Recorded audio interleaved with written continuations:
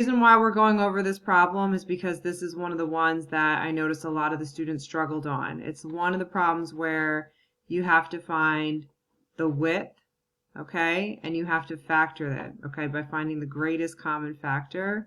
All right, was 2, and then you kind of have to figure out what's left over.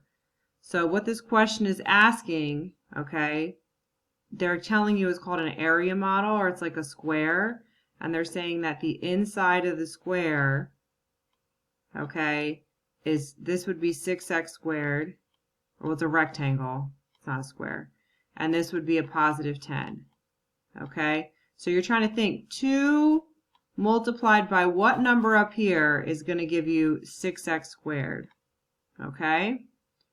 Do you understand that, Chris? Can you move your little dot? You understand? Okay. So you're trying to think, you're thinking 2 multiplied by what gives you 6x squared?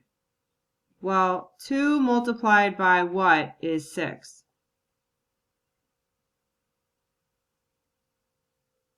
2 multiplied by 3. Okay? So we know that up top here we'd have a 3 because 2 multiplied by 3 are going to give us that 6. Now we have left over this x squared, okay?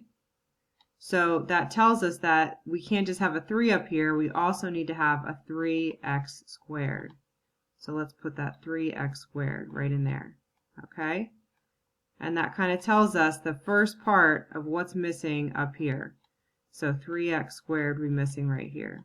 Do you understand that? Yeah? Okay, good. All right, so what we're going to do, I don't like how this is width here, it's confusing. All right,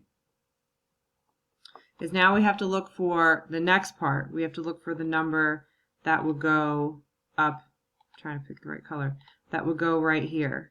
So 2 multiplied by what is 10? This is easier, right? You want to think 2, because we have a 2 right here, so that's just a copy, multiplied by what is 10?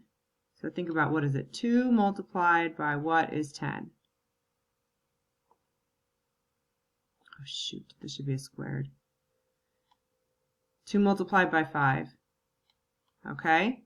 So that tells us we have a 5 up top here, because 2 times 5 is 10. And all you're doing is multiplying. 2 multiplied by 5 is 10.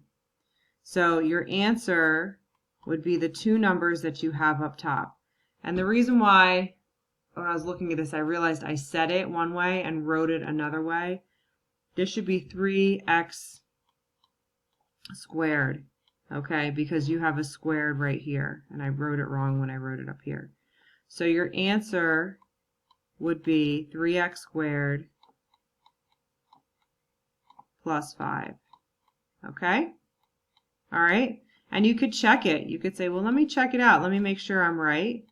So as your check, you could say, well, I'm going to take my greatest common factor and put it on one side of my box, and I'm going to put the 3x plus 5 on the other side of my box, and I'm going to check to make sure I'm getting the same thing. So all we're going to do is we're going to multiply. So multiply 2 multiplied by 3x squared. So that would be 6x squared. So that's our first one. So we know that's right. Okay, we know that this number is right because of that. That was the first part of our answer. And now we're going to do our next part. 2 multiplied by 5. 2 multiplied by 5 is positive 10, which is what we have here. So that tells us this part of our answer is right. So that would be our width.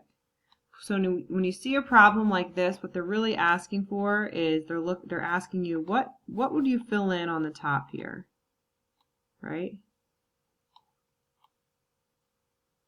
What would you fill in on the top? How do you feel about that? Do you have a question? Do you understand? All right, let's take a look if I can get to it, the next one. Oh, that's not it. It's not on here.